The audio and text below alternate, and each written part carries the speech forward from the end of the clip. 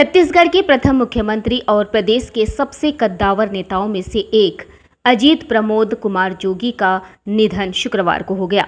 वे 74 वर्ष के थे। 9 मई को सुबह सैर के दौरान गंगा इमली खाते हुए गंगा इमली का बीज सांस नली में फंस जाने से उन्हें कार्डियक अरेस्ट हुआ था, जिसके बाद उन्हें देवेंद्र नगर स्थित श्री नारायण अस्पताल में भर्ती किया गया था। चिकित्सकों के अनुसार उनके दिमाग में सूजन होने से वे कोमा में चले गए थे, जिसके बाद चिकित्सक अत्याधुनिक इलाज के जरिए उन्हें ठीक करने का प्रयास कर रहे थे, लेकिन पिछले 20 दिनों में ही उन्हें पहले 27 मई को और फिर शुक्रवार 29 मई को 2 और कार्डियक अरेस्ट के दौरे पड़े, जिसके बाद अथक प्रयास के बावजूद चिकित्सक उन्हें बचा नहीं पाए। 29 अप्रैल 1946 को पेंड्रा में जन्मे अजीत प्रमोद कुमार जोगी साधारण हैसियत के परिवार से उठकर पहले इंजीनियरिंग की डिग्री लेने में सफल हुए और बाद में वे आईपीएस और आईएएस की परीक्षा पास कर कलेक्टर बने। तत्कालीन मुख्यमंत्री अर्जुन सिंह से प्रभावित होकर वे अपनी नौकरी छोड़कर राजनीति में आए और वर्षों तक कांग्रेस के अग्रिम पंक्ति के नेताओं में उनकी गिनती होती रही। 1 नवंबर 2000 को जब छत्तीसगढ़ पृथक राज्य बना तो उन्हें यहाँ के प्रथम मुख्यमंत्री बनने का सौभाग्य मिला। उनका 3 साल का कार्यकाल आज भी उदाहरण के तौर पर पेश किया जाता है। हालांकि इसके बाद वे अगला चुनाव हार गए और कई मर्तबा उन पर अपने ही पार्टी लाइन के खिलाफ जाने का आरोप लगा था। उन्होंने छत्तीसगढ़ जनता कांग्रेस नाम से अलग राजनीतिक पार्टी बनाई, जिसके वे राष्ट्रीय अध्यक्ष थे।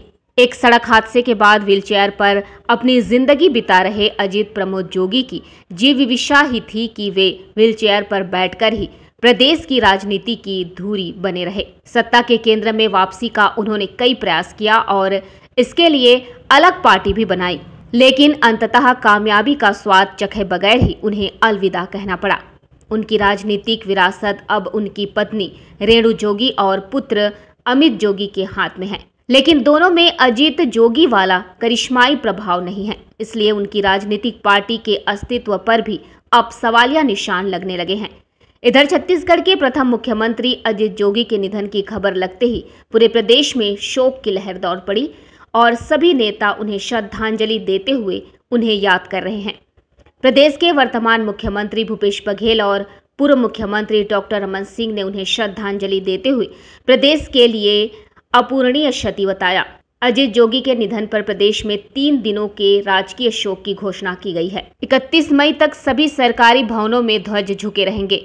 अजीत जोगी का अंतिम संस्कार शनिवार दोपहर को गौरेला सेनेटोरियम के पास किया जाएगा। शुक्रवार को उनके अंतिम दर्शन के लिए उनके पार्थिव देह को रायपुर स्थित शासकीय बंगले में रखा जाएगा, जहां शनिवार सुबह करीब 9 बजे उनका पार्थिव देह बिलासपुर मरवाही सदन लाया जाएगा। यहां 20 मिनट तक ठहरने के बाद उनके पार्थिव शरीर को कोटा रतनपुर केंदा मार्ग से गौरेला ले जाया जाएगा। वहीं उनकी पत्नी डॉक्टर रेणु जोगी और पुत्र अमित जोगी ने कहा कि उनके अंतिम संस्कार में सोशल डिस्टेंस नियम का पालन किया जाएगा और नियमानुसार जितने लोगों को इजाजत मिलेगी उतने ही लोग शामिल होंगे।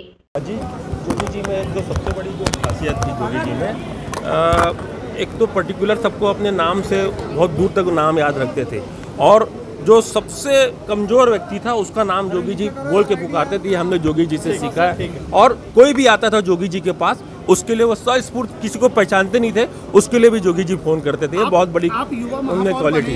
जोगी जी से मेरा बहुत आत्मीय लगाव था। समर्पण भाव क्या होता है ये हमने बता दिया और इसका कैसा निभाना है ये हमने दिखा दिया।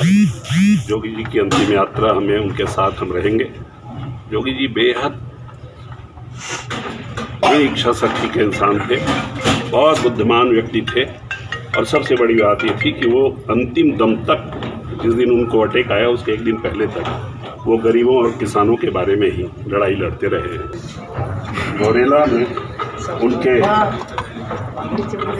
जोगी निवास में 15 मिनट रखेंगे और 15 मिनट रुकने के बाद सीधे गौरेला सेनेटोरियम उनका अंतिम संस्कार किया जाएगा। आज हम सब के लिए बहुत ही दुखद ये क्षण है, न केवल व्यक्तिगत रूप से मेरे लिए जो हम लोग के एक नज़दीकी पारिवारिक मित्र भी रहे। राजनीति के क्षेत्र में काफ़ी लंबा अनुभव माननीय जोगी जी के साथ काम करने का अवसर आया। कई रूप में देखा उन्हें, कलेक्टर के रूप में देखा, बाद में सांसद के रूप में राज्यसभा में गए, इस रूप में देखा, संगठन के राष्ट्रीय स्तर के पदाधिकारी के रूप में देखा, बाद में 2000 से मुख्यमंत्री के रूप में पहले मुख्यमंत्री छत्तीसगढ़ के बने। हर रूप में उनको देखा और निश्चित रूप से एक बात तो स्पष्ट है कि अद्भुत जीवटता के साथ उन्होंने अपने राजनीतिक क्षेत्र में काम किया, सामाजिक क्षेत्र में काम किया और छत्तीसगढ़ के एक लोकप्रियता की हासिल की जो बहुत ही बिरला हो सकता है। गरीब हो, अमीर हो, समाज के सभी वर्गों में समान रूप से जोगी जी की एक विशिष्ट पहचान बना के उन्होंने रखी थी। और आज जब वो जीवन और मौत से आदमी कैसे लड़ सकता है, 20 दिनों तक ब्रेन डेड होने के बाद भी ये संघर्ष करते रहे और डॉक्टर विज्ञान भी इस बात के लिए चमत्कृत हो गया कि इतने समय तक ब्रेन डेड होने के बाद भी कोई व्यक्ति जीवित रह सकता है। ये उनकी अद्भुत जीवन जीने की शक्ति और इच्छा शक्ति बताता है।